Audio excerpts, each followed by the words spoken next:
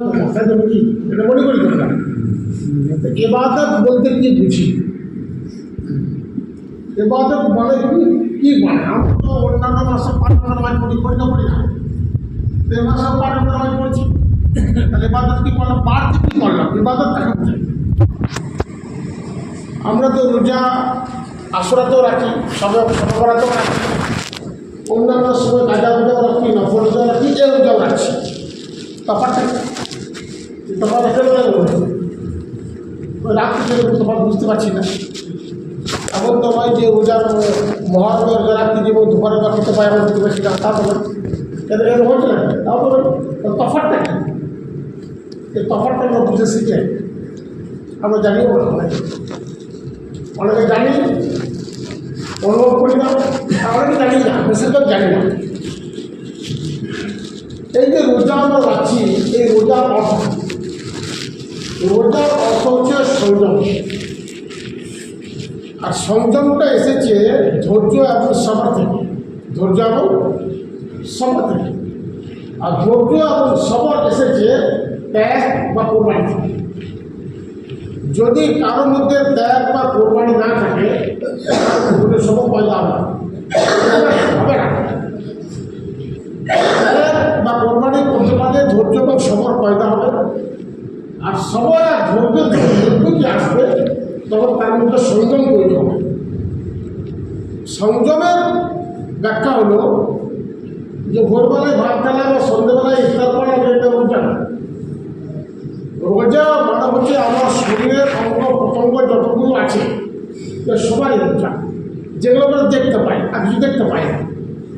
হাত পা চোখ নাক মুখ কান দেখতে পাই, তো হাতের রোজা খারাপ কাজ করবো না, পায়ের রোজা পায়ে খারাপ কথায় চলবো না, কানের রোজা খারাপ বাজনা শুনবো না, জীবের রোজা খারাপ কথা বলবো না, চোখের রোজা খারাপ হয় না। এটা আমি করতে পারি, অনুভব করতে পারি যে এই হাত পা রোজাগুলো বলো, দেখতে পাই না, এগুলো বুদ্ধি দেখতে পাই না, দেখতে পারে দেখতে পাওয়া যায়, অনুভব দেখতে পাওয়া যায়, দেখতে পাওয়া যায়। এখন আমি কাল্পনিকভাবে কিছু গুণাকে কল্পনা করতে লাগলাম, বুঝাচ্ছি বুঝতে গুণাকে কল্পনা করলাম, এটা হচ্ছে দিকের গুণা। আমি কিছু চিন্তা করতে লাগলাম, সে গুণা কাজ, এটা গুণা। এখান থেকে যখন আমি সরে আসবো তখন আমার নেকিটা কেমন হবে, কেমন হবে নেকিটা, এটা বোঝা দরকার আছে নাকি? এই নেকিটা কেমন? ইউসুফ আলাইহিস সালাম যখন জুলাইখার ঘরে একা ছিল, কারিমা ওর যে দাসী ছিল কারিমা, আল্লাহ নবীকে ডেকে নিয়ে গিয়ে তার ঘর ভরে দিলেন 10টা রুমের পরে একটা রুম, সমস্ত ঘরে তালা মারা, আর সেই ঘরে কেউ নাই, শুধুমাত্র জুলাইখা আর ইউসুফ আলাইহিস সালাম। আমরা ঘটনা জানি, আমি ঘটনা বলছি না, অন্য কিছু বলবো। সেই ঘরে কিছু ন্যাংটা মূর্তি ছিল, ওপরে কাগজে তাকে রাখা, তো সেই মূর্তিগুলো কেউ ঢাকছে, বেড়াচ্ছে জুলাইখা। তো ঈশ্বর জিজ্ঞেস করলেন যে এগুলো ঢাকছে কেন? বলে আমরা খারাপ কাজ করবো তাই এগুলো ঢাকছি। বলে কেমন ভগবান তোমাদের, কেমন খোদা তোমাদের, এখানে পাতলা কাপড় ঢেলে দেখতে পাই না। এরা বোঝাতে পারছি যে তোমাদের খোদাটা কেমন যে পাতলা কাপড়ে আনা হয়ে এর দম এইটুকুই। এই কথাটা জুলাইখার মনে পরে রেখাপাত করেছিল, আর এই কথার উপরে যে টেনে ওই মান পেয়েছিল। এই কথার উপরে যে টেনে এই কথাটা ভাবতে ভাবতে এমন একটা শীর্ষ পৌঁছেছিল যে ও পরস্পরের সরে দিল এবং 90 বছরের বুড়ি পরের যুবতী হয়েছিল আল্লাহ নবীর মাথায়। এবং পরে জুলাইখা ইউসুফ আলাইহিস সালামের স্ত্রী হয়েছিলেন। এবং কোরআনে ঘোষিত যে 4টে সুন্দরী, বিশ্ব সুন্দরী মহিলার নাম আছে, তারপরে জুলাইখা একটা। 1 নম্বর হচ্ছে মা হাওয়া, দ্বিতীয় নম্বর হচ্ছে মা ফাতেমা রাদিয়াল্লাহু তাআলা আনহা, তৃতীয় নম্বর আছে মা সারা মানে ইব্রাহিম আলাইহিস সালামের স্ত্রী, আর চতুর্থ নম্বর আছে জুলাইখা। কোরআনে ঘোষিত এই 4টে, তো উনি একটা। দু নম্বরে বলেছিল যে আমরা একটা খারাপ কাজ করবো, তো আল্লাহ নবীকে পথ করতে পেরেছিল পারেনি। আর মাঝখানে কি করেছিল? দৌড় দিয়েছিল। আর ওই ঘরে জুলাইখার আল্লাহ নবী সাথে আত্মীয় ছিল না, তো কিসের ভয়ে আল্লাহ নবী ওখানে দৌড়েছিলেন? দুটো জিনিসের ভয়ে। একটা ছিল আল্লাহ ইলহাম, একটা ছিল ইলহাম। দুটো ইলহাম ছিল।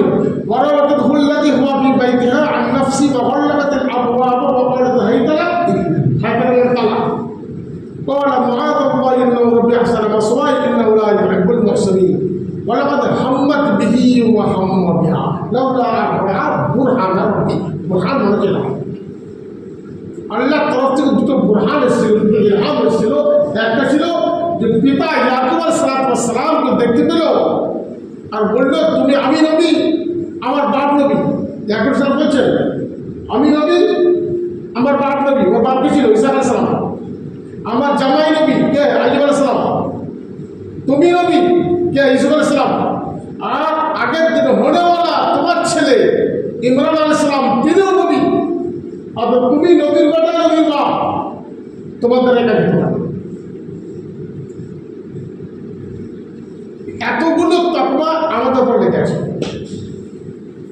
বুঝুন তো। আল্লাহ জাল্লা শাআনহু যখন সমস্ত রূহকে তৈরি করলেন, আর রূহকে তৈরি করার পরে এক মুহূর্ত রূহ আলাদা বসে দিলেন। জিবরাইল জিজ্ঞেস করলেন, এগুলো কি? তো বলে, আমার হাবিবের উম্মত।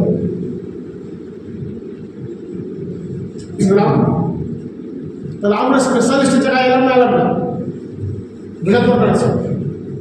অনেক নবীর অনেক উম্মত ছিল, যে উম্মতের আপনার কোনো তোহফা ছিল না, কোনো গিফট ছিল না।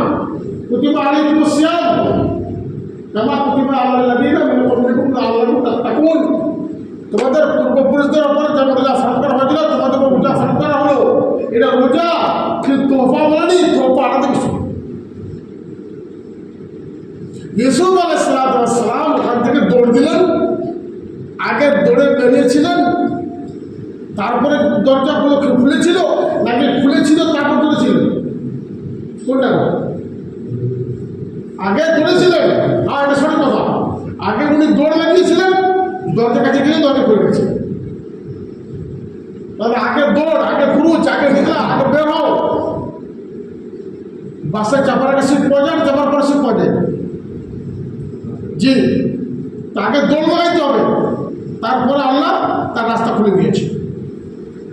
আজকে আমরা ঘরের ভিতরে বসে, আমার বাড়িতে কেউ নাই, আমার রুমে একা আছে, আমি দরজা লাগানো আছে, খিল মারা আছে, আমার কাছে জোলাই আছে, তার কাছে জোলাই থাকে, তাহলে মানে থাকে মোবাইলটা। আজকে আল্লাহর কাছে খাস করে দোয়া করুন যেন নেটের গুণার থেকে আল্লাহ আমাকে হেফাজত করে। এটা খাস কথা হচ্ছে। আজকে রাতের অন্ধকারে বেকার ভিতরে মোবাইলটা খুলে জোড়াতে আসছে, এটা দিলের গুণা, এটা অনুভবের গুণা, শুধু চোখের গুণা একটা নয়। ওটা বোঝাতে পারছেন? জি, এখান থেকে তওবা করার দরকার আছে। এর নাম বুঝা, এর নাম সংযম। আর এই রোজা যদি আমরা রাখতে পারি তাহলে কি পাবো? এই রোজা কোন মাসে? রমজান মাসে। তাই তো নাকি? রমজান কথার মানে কি? রমজান, রমাদান। রমাদান কথার মানে হচ্ছে ঘৃণিত বস্তু, ঘৃণিত বস্তুকে পুড়িয়ে ছাই করে দেওয়া। আমাদের ঘরে যে ডাস্টবিন থাকে, ডাস্টবিন আমরা যে মালগুলো ফেলে রাখি, সব টাইমে ফেলবো, দুদিন পর ফেলে দিই, তারপরে আগুন লাগিয়ে পুড়ে দিই। আমরা দোকানের সামনে সব ঝাটপাট দিয়ে আগুন লাগিয়ে দিই, ঠিক আছে না? এই ঘৃণিত বস্তুকে পুড়িয়ে আগুন লাগিয়ে দেওয়া। এই কথাটার সঙ্গে রমজানে কি বানাচ্ছি? কি বুঝতে পারছেন? আসছে বলেছেন? আচ্ছা, রমাদান কথার অর্থ হলো যে সব থেকে ঘৃণিত বস্তু হচ্ছে গুনাহ। এর থেকে ঘৃণিত বস্তু কিছু নাই। সব থেকে ঘৃণিত বস্তু গুনাহ। আর গুনাহকে পুড়িয়ে ছাই করতে এই রমজান। রমজান মাসে গুনাহ মাফ করার থেকে আসান জায়গা কন্ডিশন আর কোনো জায়গায় যাবে। যার জন্য জিবরাইল আলাইহিস সালাম বললেন, হে আল্লাহর নবী, রমজান পেল নিজের গুণা মাফ করতে পারলো না, সে ধ্বংস আল্লাহকে আমি বলছি, তাই তো নাকি? তো এই রমজান মাস এত গুণা মাফ করার একটা ফার্স্ট ক্লাস পজিশন, এর থেকে ভালো পরিষেবা আর কিছু নাই। এখন এই ভালো পরিষেবা কিন্তু আমাদের কাছে, আমাদের কাছে যে তোহফাগুলো আছে সেটা অন্য কোনো নবীর উম্মতের কাছে ছিল না। প্রথম তোহফা হচ্ছে যে আমরা একটা নেকি করলে 10টা নেকি অ্যাভেলেবেল পাই, 12 মাস পাই।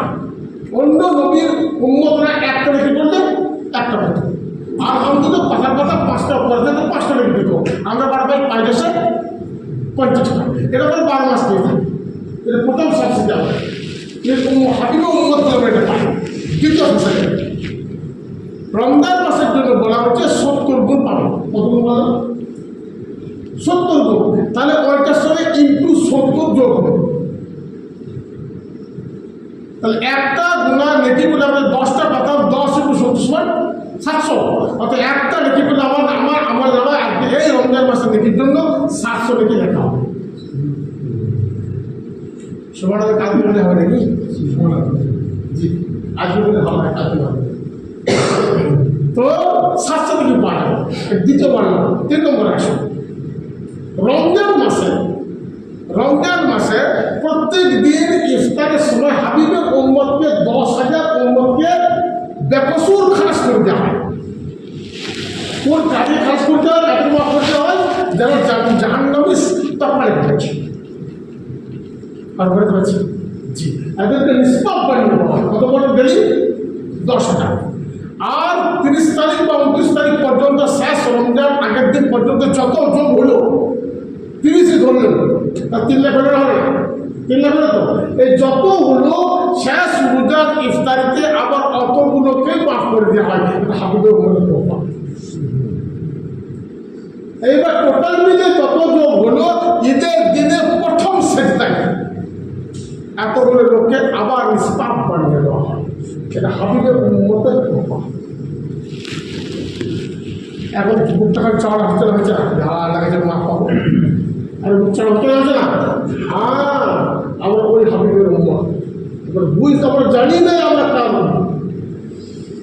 নবী করিম সাল্লাল্লাহু আলাইহি সাল্লাম মসজিদে নববীতে বসে আছেন, আর বাঁ দিকে বসে তার ওমর রাদিয়াল্লাহু তাআলা আনহু জবরদস্ত বাদশাহ, যার জন্য বলা হচ্ছে যদি নবুয়তের দরজা খোলা থাকতো তাহলে ওমরকে নবুয়তে দেওয়া হতো। কিন্তু আপনার মন হয়ে গেছে। জিবরাইল এলেন আর বললেন, হে আল্লাহর রাসূল, আপনার জন্য ভালো তোহফা আছে। বলুন। বলে আপনার 70,000 উম্মতকে বেকসুর বিনা হিসাবে জান্নাতে দেওয়া হবে। তো ভালো করে থাকবো, ভালো করে থাকবো, ভালো খবর। তার সঙ্গে সঙ্গে আল্লাহ নবীর মুখটা ছোট হয়, বলি না। জিবরাইল বলছেন, ইয়া রাসূলুল্লাহ, মুখটা ছোট হয়ে গেল কেন? তো ভালো খবর। বলে ভেবে দেখি, এটা লোবড়া মশলা করে দেখি। আসলে তা এর জন্য এরকম হাবিব মানে কি? হাবিব মানে আল্লাহর বন্ধু, রফিক মানে আল্লাহর বন্ধু, খলিল মানে আবার আল্লাহর বন্ধু। এই অনেকগুলো মানে আছে। এই খলিল মানে কি, আর রফিক মানে কি, আর হাবিব মানে কি? এই মানেগুলো কি? রফিক মানে হচ্ছে যে আল্লাহর বন্ধু রোজা রেখে আল্লাহকে সন্তুষ্টি করতে পারে, যে তাকে তাকওয়া লাগা হয় রফিক, তার পদবী লাগে রফিক। যে আল্লাহ যা বলে ওই বন্ধু তাই শুনে নেয়, এর তাকওয়া, এর পদবী লাগে খলিল। ইব্রাহিম আলাইহিস সালামের উপরে 9টা জবরদস্ত পরীক্ষা ছিল, 9টাতে পাস করেছিলেন। আল্লাহ যা বলেছিলেন উনি তাই বলেছিলেন। এর পদবী লিখেছিল কি? খলিল। তাহলে আল্লাহ যা বলছে এ তাই শুনছে, এর একটা বলে খলিল। হাবিব কাকে বলে? এর নিচেওয়ালা যা বলবে আল্লাহ তাই শুনবে, এর নাম হাবিব। কথা বুঝতে পারছেন? কাল কিয়ামতের মাঠে সবাই যখন নফসি করবে, আল্লাহ নবী সেজদায় পড়ে থাকবেন আর বলবেন উম্মতি ইয়া উম্মতি। ঈসা আলাইহিস সালাম এই বলে কাঁদতেন যে, হে আল্লাহ, আমার মা মরিয়মের সঙ্গে তুমি যা ইচ্ছা করো আমার মাঝে। ইব্রাহিম খলিলুল্লাহ কাঁদবে, আমার বাপ আজর মূর্তি তৈরি করো, প্রস্তুত করো, তার সঙ্গে আল্লাহ তুমি যা ইচ্ছা করো আমার তুমি বাঁচিয়ে দাও। আল্লাহ নবী কাঁদবেন উম্মতি ইয়া উম্মতি। সেই সময় জিবরাইল সালাম সাহেব বাজু ধরে উঠাবেন, আল্লাহ বলবেন আনা মালিক ইয়াউমিদ্দিন, আমি আজকের দিনের মালিক, আনতা সাহিবু ইয়াউমিদ্দিন, বা তুমি তো আজকের দিনের বাদশা, তুমি যা বলবে মালিক তাই শুনতে তুমি সুপারিশ করার করবে। তোমরা সেই নবী হবে কেন মুখটা চড়া হচ্ছে না তো আল্লাহ নবী বললেন দেখিয়ে তপটা লোকটা মশওয়ারা করে দিকে, কার সঙ্গে মশওয়ারা? ওই ওমরের সঙ্গে। ওমর বললেন না, এটা নেওয়া যাবে না, আমরা এটা 1.25 লাখ কি হবে? আল্লাহকে বলুন বলি আপনার দেখছেন কত বড় জবরদস্ত। জিবরাইল সাহেব ঘুরে গেলেন আল্লাহর কাছ থেকে, ঘুরে এসে বললেন হে আল্লাহ নবী, আল্লাহ বললেন যে বাড়ানো যাবে না আর আপনাকে না রেখে করা যাবে না, আপনাকে বাড়ানো যাবে না আর নারাজি করা যাবে না। মানে কি খবর? বলে 70,000 থাকবে, আর এক 70,000 এক একটা মানুষ, আর 70,000 করে নিয়ে জান্নাতে যাবে। 490 কোটি। কথা বুঝতে পারছেন না? পারছেন না? আমরা সেই নবী করিম সাল্লাল্লাহু আলাইহি ওয়াসাল্লাম মসজিদে নববীতে বসে আছেন, আর জিবরাইল আলাইহিস সালাম এসে আসমান থেকে তাকাতে বললেন, আর আসমানে তাকিয়ে দেখছেন জান্নাতের দরজা। কি দেখছেন নবী? জান্নাতের দরজা, আর দরজাটা লাগানো আছে, আর বিরাট তালা লাগানো আছে, আর তালার চাবিটা ফেরেশতার হাতে আছে, আর একটা মানুষ ওই চাবিটা ফেরেশতার হাত থেকে কেড়ে দিচ্ছে, জোর করে কেড়ে দিচ্ছে। আল্লাহ নবী বলছেন জিবরাইল এর অর্থ কি? বলছে রাসূলুল্লাহ, এই উম্মতটা হচ্ছে আপনার উম্মত, এই মানুষটা হচ্ছে আপনার উম্মত। কাল কিয়ামতের মাঠে ফেরেশতারা বলবে আপনার উম্মত থেকে কিছু উম্মতকে বলবে যে তোমরা দুনিয়াতে কত বছর ছিলে? তো বলবে 80 বছর। কত বছর ছিলে? 80 বছর। 80 বছর হিসাব দাও। বলে 80 বছর হিসাব তো পরটুকু আগে এক রাতে নিয়ে এলাম, আগে এক রাতে নিয়ে এলাম। বলে কোন রাত? বলে সবে কদর। লাইলাতুল কদরি খায়রুম মিন আলফি শাহর। সবে কদর, লাইলাতুল কদর রাত হচ্ছে 1000 মাস হইতো উত্তম। কত? 83 বছর 4 মাস। 83 বছর 4 মাস। বলে আমার আমল নামে সবে কদর আছে, এক রাতের হিসাব। তো বললাম আমি তো 80 বছর বেঁচেছিলাম, 80 সঙ্গে 80 মাইনাস করতে এখন 3 বছর 4 মাস আমার বাপের বাকি বলি দিন দিন কিন্তু বাড়ি তাও জানতে চলবে। ফেরেশতা আল্লাহ শুধু আল্লাহ এ কোন বান্দা যে এক রাতের হিসাব দিয়ে 80 বছরের জান্নাত চাবি কেড়ে দিয়েছে? বলে ছেড়ে দাও, ওটা আমার হাবিবের উম্মত। এবারে বুঝতে পারছেন আমার হাবিবের উম্মতের কত দাম? কাল কিয়ামতের মাঠে একজনের 99টা নেকি থাকবে আর একটা গুনাহ থাকবে। কত বললাম? 99টা নেকি আর একটা গুনাহ।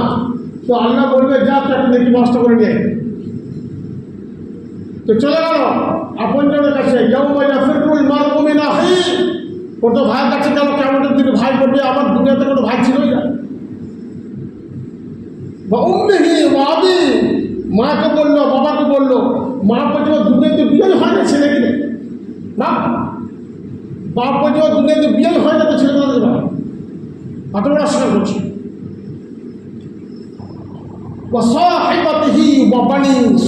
বন্ধু বান্ধব, নিকটতম বন্ধু বান্ধব কাছে গেল, তারা বলছে দুনিয়াতে তুমি চিন থাকবে না তো কোথায় কাটিয়ে খাবে না। নৈরাশ হয়ে কপাল জড়ো করে মুখটা ছোট করে ফিরে আসছে।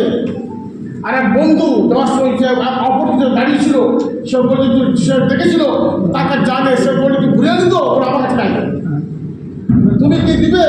বলে আমার একটি নেকি আছে আর 99টা গোনা আছে। একটা নেকি আর 99টা গোনা, যে আমার তো আমি তো বেরোবই না, তো আমাকে দিবে, আমি তো বেরোবই না, তো আমার পুজো তু করি না। একটা নেকি নিয়ে তার কাছে আল্লাহ কাছে গেল, আল্লাহ বলে দেখি পেলি কোথা? বলে ওই এক চিনি না সে তাই আমাকে দিবে, আমার আপন জন তাই দিবে। বলে কথা আগে ডেকে নিয়ে এলো, তুমি কেন দেখে দিলে? বলে আল্লাহ তুমি তো বলেছো আল্লাহ তাকে না তুমি রহমতুল্লাহ, আমার রহমত থেকে বঞ্চিত হওয়ার আশাও করবো না। এই আপনার দয়ার পরামর্শের দিকে তাকিয়ে আমি দেখলাম আমার একটা কিছু কাজ হবে না, একমাত্র হয়তো আল্লাহ দয়াতেই হবে, যার জন্য আমার নিজেটা হয়ে দিয়ে দিলাম দিন যাক। বলে যা আপনি সাথে করে রান্না করবেন, এর থেকে আমার কী জ্ঞান দিলাম? অনেকগুলো কথা বললাম। রমজান মাস এত মূল্যবান মাস যে এই মাসে যে এক মুহূর্ত কেউ তসবিহ তাহলিল আর ইবাদত থেকে সরে আছে, যে সব থেকে বড় অপরাধ, সব থেকে বড় অপরাধ। কাজ করতে সে করা হবে, কাজ চলবে তসবিহ চলবে, কাজ চলবে জিকির চলবে, তারপরে কাছে আজকের এই মাসটাতে ফজরের নামাজের পরে 4 রাকাত ইশরাক আছে, যেন কোনো মনে ছুটে না যায়। 4 রাকাত ইশরাক নামাজ পড়লে এক হজ আর এক ওমরার সমান নেবে। তারপরে 9:30 থেকে 11:30 4 রাকাত চাস্তার নামাজ আছে। এই চাস্তার নামাজটা পড়লে রুজির সঙ্গে সবথেকে বড় সম্পর্ক আছে। মাগরিবের নামাজের পরে 2 রাকাত সুন্নতের পরে 6 রাকাত আওয়াবিন নামাজ আছে। 2 রাকাত এই 6 রাকাত আওয়াবিন নামাজ পড়লে বিগত 12 বছরের গুণাকে হিসাব করতে হয়। তারপরে কি পড়ে হলো অমিনাল লাইলি ফাতাহাজ্জাত বিহি নাফিলাতান লাক। সবথেকে বড় মূল্যবান আল্লাহর নবীর কাছে উপরে ফরজ ছিল, আর আমাদের উপরে সুন্নত আছে, সেটা হচ্ছে তাহাজ্জুদের নামাজ, সবথেকে মুজাহাদার নামাজ। কালকে কবরে শোয়ানোর পরে সবাই যখন মাটিতে চলে আসবে, ওই মুদ্রাকে বসানো হবে। আর মুদ্রাকে বসানোর পরে মুখের লেগে সব করবে আমার রব্বুকা ওয়া দীনুকা ওয়া নবিয়ুকা, আর সঙ্গে সঙ্গে আরেকটা ফেরেশতা সবার সামনে দাঁড়িয়ে যাবে, বুক চওড়া করে দাঁড়িয়ে যাবে, বলে কি বলছিস আমাকে বল, পিছনে হাত দিবি না, বলে তুমি কে, বলে তাহাজ্জুদের নামাজ। কেউ বলে আমি তাহাজ্জুদের নামাজ। ও আরামকে হারাম করে, বিছানার সঙ্গে কম্পিটিশন করে, ঠান্ডার সঙ্গে লড়াই করে, গরমের সঙ্গে লড়াই করে আমাকে দাঁড়িয়ে আদায় করেছে, বড় লম্বা কাছে আদায় করেছে। তুই যা বলার আমাকে বল, পিছনে হাত দিবি না, আমি তাহাজ্জুদের নামাজ। তো সমস্ত প্রশ্নের উত্তর আমি আগাই পড়ব ইনশাআল্লাহ। তাহাজ্জুদের নামাজে এত বড় মর্তবা আছে, এত বড় মর্তবা। অমিনাল লাইলি ফাতাহাজ্জাত বিহি নাফিলাতান লাক আসা আন ইয়াবআসাকা রাব্বুকা মাকামান মাহমুদা।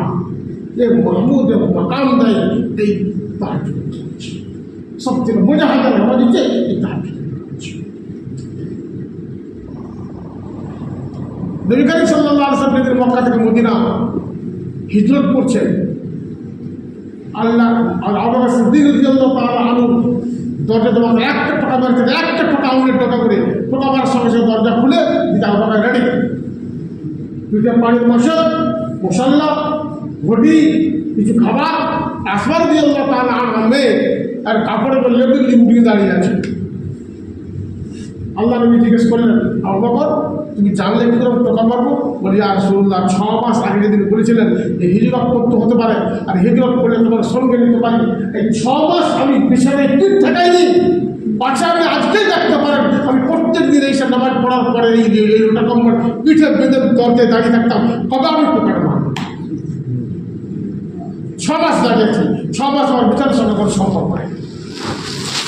এদিকে দেখ, বিচারের সঙ্গে কোনো সম্পর্ক, এই হচ্ছে তাহাজ্জুদের পথ। করবো ইনশাআল্লাহ। সূরা তাব্বাকে পড়লাম। আল্লাহ নবী সাল্লাল্লাহু আলাইহি সাল্লাম যখন দেখলেন যে মক্কার গলিতে প্রত্যেকটা ঘরে দিনের দাওয়াত দিয়ে যাচ্ছে, কেউ যখন কবুল করছে না, সেই সময় কাফেরদের সিস্টেম ছিল, কেউ বিপদে পড়লে সে লাল কাপড় উড়াইতো সাফা পাহাড়ে, আর সাফা পাহাড়ে গিয়ে লাল কাপড় উড়াইতো, তখন সবাই মিলে তাকে বিপদগামী বলে, বিপদগ্রস্ত বলে সেখান থেকে সবাই যে বসতো আসতো, তো সবাই যে বলে ইয়া সাহেব, তো মোহাম্মদ কোনো বিপদ বলে না, বিপদ বলে কি বিপদ?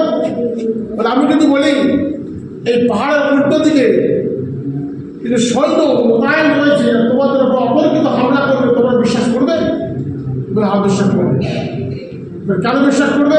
বলে এই জন্যে করবো যে তুমি জীবনে মিথ্যা কথা বলোনি, মিথ্যা শোনো নাই, তোমাদের মিথ্যার কোনো দেশ পত্র পাই, তুমি সত্যবাদী, তুমি আমি, তুমি সাদিক, তোমার কথা বিশ্বাস করে যায়, তোমার কথা রাস্তার কাছে।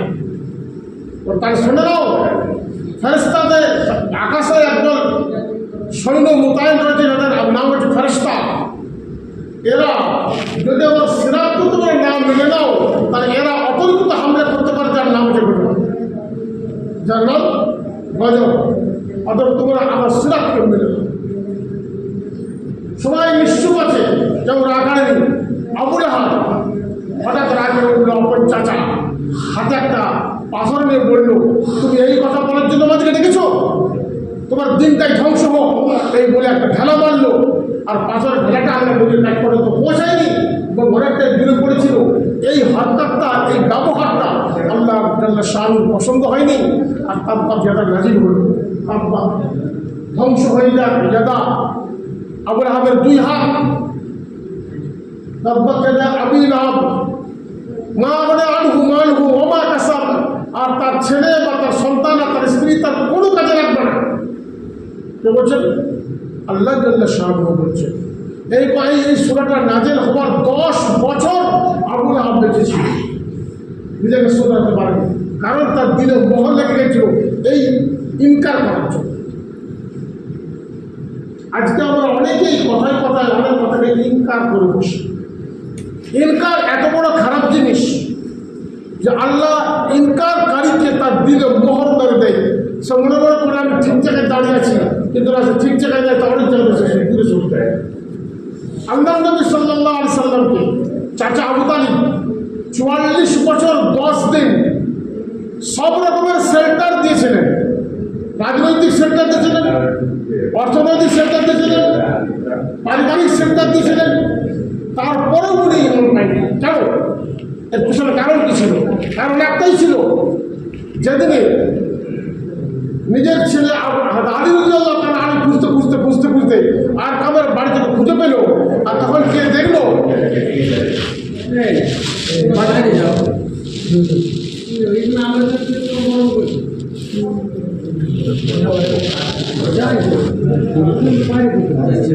তার আরকামের বাড়িতে দেখলো নবী করিম সাল্লাল্লাহু আলাইহি ওয়াসাল্লাম সেজদাতে আছেন, আর তার পাশে হযরত আলী রাদিয়াল্লাহু তাআলা আনহু সেজদাতে আছেন। চাচা আবু তালিব জিজ্ঞেস করলো, তোমরা কি করছো? তো বলতেই পারতেন যে নামাজ পড়ছি। বলেননি, উনি বলেছিলেন এটাই দিন, চাচা আপনি দিন গ্রহণ করেন। এটাই দিন, এটাই দিন, আপনি দিন গ্রহণ করেন। এই জন্যই বলা হয় যার মধ্যে নামাজ নেই তার মধ্যে দিন নেই। এটা দলিল। এই যে দলিলও দেবেন করে বলা যায় যার মধ্যে নামাজ নেই তার মধ্যে দিন নেই। আল্লাহ নবী বলেছিলেন চাচা এটাই দিন, আপনি দিন গ্রহণ করেন। চাচা আবু তালিব কি বলেছিল? চাচা আবু তালিব বলেছিল না না না, এটা হতে পারে না। কি হতে পারে না? বলে সব থেকে মূল্যবান জায়গা হচ্ছে মাথা। সব থেকে মূল্যবান জায়গা মাথা। এই মাথা সারা দুনিয়াকে কন্ট্রোল করে। আর সব থেকে নির্দিষ্টতম জায়গা হচ্ছে পাছা, যেখান থেকে আমরা মল ত্যাগ করি। এই পাছাটাকে উঁচু করে মাথা নিচু করা এটা অসম্ভব, এটা করতে পারে না। আল্লাহ জাল্লা শানুর হুকুমের ওপর ইনকার করলো, দিলে মোহর পড়ে গেল, বর্মানসিব হয়নি। আল্লাহ নবীকে ভালোবাসতেন পারিবারিক কারণে, বংশের কারণে, গোত্রের কারণে, কিন্তু সিরাত মানত আবু জেহেল। আল্লাহকে বর্মানসিব করেন, মোহর পড়ে। ইনকার থেকে খুব বেশি আপনার হয়। আজকেও আমরা অনেকে নামাজের লেগে বলি ফট করে ইনকার করে বসে। তোর তো খেয়ে দিয়ে কাজ কাম নাই, আমার মধ্যে কাজগুলো বুঝতে পারছিস। আস্তে আস্তে পালমা করতে হবে। কাবার চত্বরে আল্লাহ নবী দাঁড়িয়ে আছেন, সূরা নজম নাজিল হচ্ছে। والنجم إذا هوى ما ضل صاحبه وما غوى وما ينطق عن الهوى إن هو إلا وحي يوحى। এই সূরাটা সাজদা আছে। সাজদার আয়াত পর্যন্ত গেল, আল্লাহ নবী সাল্লাল্লাহু আলাইহি ওয়াসাল্লাম সাজদায় চলে গেলেন। সমস্ত যারা ওই মুহূর্তে মুসলমান ছিল তারাও সাজদায় চলে গেল। কিছু লোক ছিল তারা মুসলমান হয়নি, তারা মুশরিক ছিল, তারাও সাজদায় চলে গেল। ওইখানে দাঁড়িয়ে ছিল উমাইয়া বিন খালফ, আর বিলালের মুনিদ। ও বলল না না না না, এটা মানা যায় না, মাথাকে নিচু করা যায় না, পাছাকে উঁচু করা যায়। ইনকার করছি। বেশ ঠিক আছে, সবাই সেজদা করলো, আমিও সেজদা করছি। কি করে সেজদা করলো? না কাকে ধুলো পুড়িয়ে দিয়েছে কপালের লাগে। ইনকার করেছিল, পাইনি, নসিব হয়নি, এদের ইমান নসিব হয়নি। ইনকার থেকে বড় হুঁশিয়ারটা কি? আজকে আমরা যারা দিনের দাওয়াত দিই, আজকে আমরা যারা নামাজ পড়ি, অনেক ম্যাডামেজকেও নামাজের দাওয়াত দিই। আমরা যারা তবলিগ করি, যারা তবলিগের সাথী ভাই, অনেককে তবলিগের নামাজ তার তালিমের জন্য কষ্ট করে, ভালোটার জন্য করে নাকি? তালিমের জন্য বসতে বলে, 3 দিন যাওয়ার জন্য বলে, খরচ করার জন্য বলে।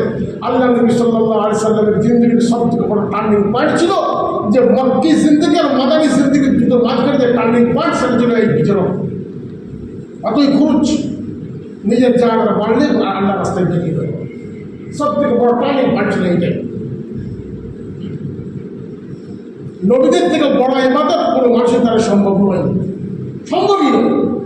অত নবীদের থেকে নবীদের প্রধান ইবাদত যেটা ছিল সেটা হচ্ছে দিনের দাওয়াত দিয়া। দিনের দাওয়াত, দিনের দাওয়াতের থেকে বড় ইবাদত আল্লাহ নবীদের কাছে কিছু ছিল। কালমার দাওয়াত আর তার শুদ্ধতা, তার পরিশুদ্ধতা আর তার সঠিক প্ল্যাটফর্মে রাখা, জাহির থেকে তার সঠিক মূল সত্যতাকে নিয়ে আসা, এটাই ছিল তাদের তত্ত্বে।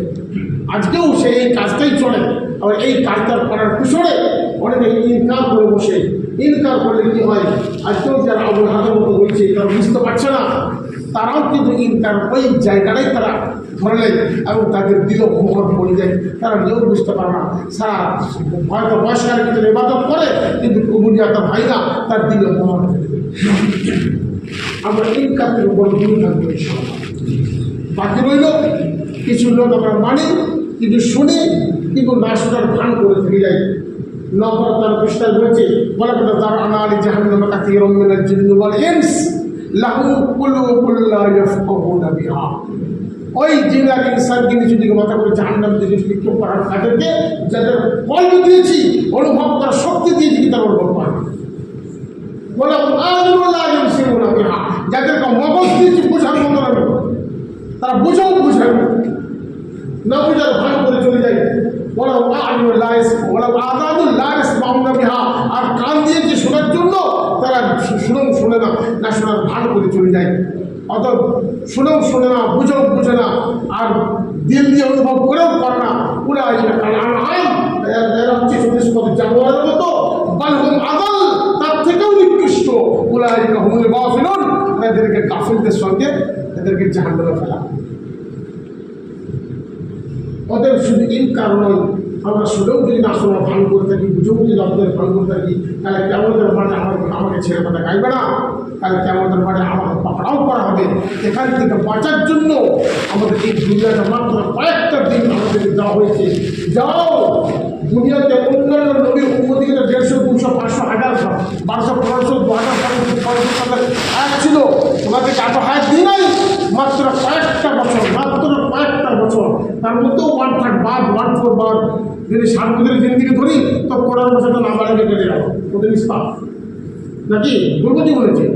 তারপরে যে জিন্দিগিটা রয়েছে 6 ঘন্টা আমরা ঘুমোই, অত আরও 1/4 মাইনাস চলে গেল। মাত্র কয়েকটা দিনের সময় যদি আমরা ঠিক মতো না কাটাতে পারি, বলে এই কয়েকটা দিন দুনিয়াতে যাও আর আমার গুণগান করো, আমার কাছে ফিরে চলে এসো। তোমাদের জন্য আমরা জান্নাতুল ফিরদাউস রেখে দিয়েছি, হাবিবের উম্মতের জন্য জান্নাতুল ফিরদাউস রেখে দিয়েছি। ওয়াকুলা মিনহা রাগাদান হাইথু শি'তুমা। আল্লাহ যেমন আদমের সঙ্গে যখন হাওয়া বিয়ে পড়াইলো, তার বললে যাও তুমি তোমার ঘরে চলে যাও। তোমার ঘর ঘরটা কোথা ছিল গো? জান্নাত তো রেডি। আপনার বাবার ঘরটা কার? আপনার তো বাপ কিন্তু মজা বাড়ি থেকে পাবে, দুটার বাড়ি থেকে পাবে। বাপ মরে গেলে কে পায়? ছেলে তো পায় নাকি?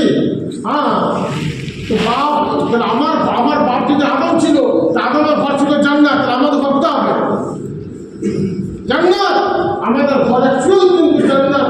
ভাগ্য করবে যাচ্ছে জাহান্নামে চলে যাচ্ছে, তাদের বড় আফসোস, তারা বড় হতভাগা, যারা পাথর থেকে চুপুত্র হয়ে অন্য দিকে চলে যাচ্ছে। আমরা নিজেকে বুঝি, আমাদের জ্ঞান চক্ষু খুলি, আর আমাদের দিমাগকে খুলি, আর আমাদের নিজের রাস্তাকে বেছে নিই, আর আমরা সেইভাবে আল্লাহর মনোনীত ধর্মকে সঠিকভাবে পালন করি। আর নবী করিম সাল্লাল্লাহু আলাইহি সাল্লামের যে সিরাত, এই সিরাতকে মেনে অবশ্যই চলবো। আর সব থেকে যেটা বড় টার্নিং পয়েন্ট, সেটা নিয়ে যাবো। বলুন আল্লাহ, আমরা এই হিজরত করার জন্য এটাকে তৈরি করছি। 4 মাসের জন্য নাম রাখি, 4 বছর আমার নাম রাখছি।